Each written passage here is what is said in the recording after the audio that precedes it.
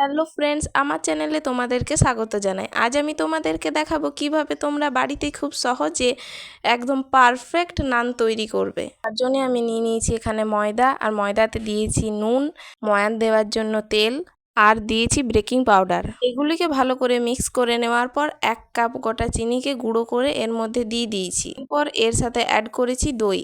তারপর এগুলো ভালো করে মেখে নিয়েছি। আমি এখানে কোনো রকম ইস্ট ব্যবহার করিনি। সমস্ত উপকরণগুলি ভালো করে মাখা হয়ে গেলে এটা কিছুক্ষণের জন্য ঢাকা দিয়ে রেখে দেব। এটা কিছুক্ষণের জন্য ঢাকা দিয়ে রাখলে এটার ডোটা অনেক সফট হয়ে যায়। ঢাকাটি খোলার পর আবারও এটিকে ভালো করে মেখে নেব, ঠিক এই রকম। এরপর এটি থেকে বড় বড় সাইজের লেচি কেটে একটু মোটা করে বেলে নেব। এরপর এগুলি গরম তেলের মধ্যে ভেজে নেব।